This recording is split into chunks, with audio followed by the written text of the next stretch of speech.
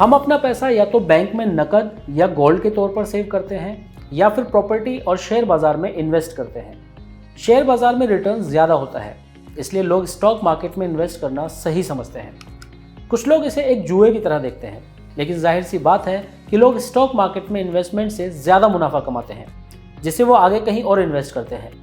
इससे रोजगार बढ़ता है और दूसरे लोगों की इनकम भी।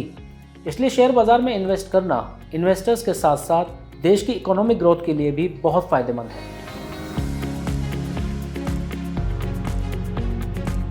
स्टॉक, शेयर और इक्विटी मार्केट तीनों का एक ही मतलब है, जहां पर आप कंपनी के शेयर्स खरीद और बेच सकते हो। शेयर्स खरीदने का मतलब है कि आप उस कंपनी के कुछ % हिस्से के मालिक बन जाते हैं। आपके शेयर या इन्वेस्टमेंट के अनुसार उस कंपनी की कुछ ओनरशिप आपको मिल जाती है। ऐसे में जब भी कंपनी को फायदा होगा, उस प्रॉफिट का कुछ % आपको मिलेगा। तो जाहिर सी बात है, कंपनी को नुकसान होने पर उस लॉस के हिस्सेदार भी आप ही होंगे। आज लगभग हर देश में स्टॉक मार्केट है, जहां हर देश के नागरिक इन्वेस्ट करते हैं।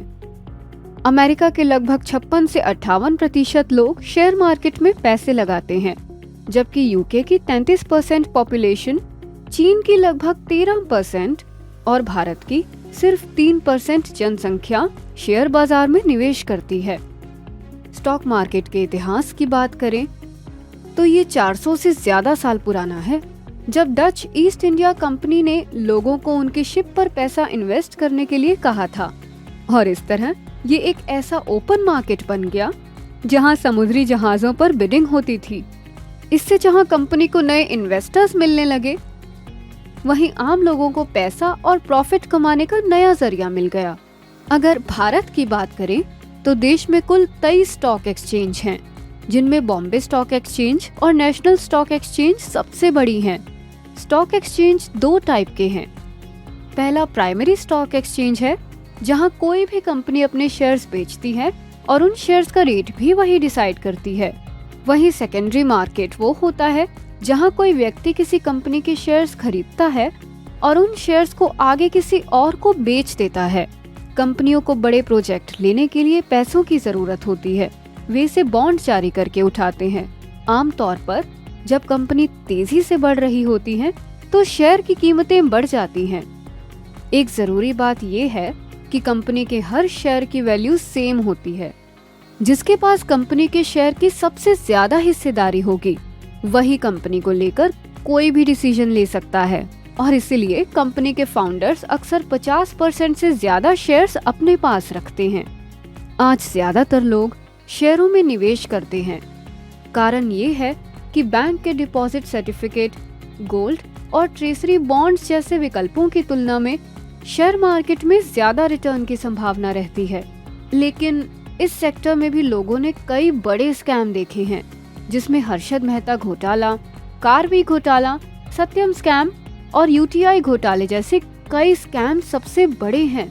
वास्तव में इंडियन कैपिटल मार्केट को ministry of finance, security and exchange board of India और reserve bank of India regulate और मॉनिटर करता है। हाँ, ये अलग बात है कि इस सेक्टर में बढ़ते स्कैम के चलते आज शेयर बेचने और खरीदने की प्रक्रिया को थोड़ा कॉम्प्लिकेटेड और लंबा रखा गया है।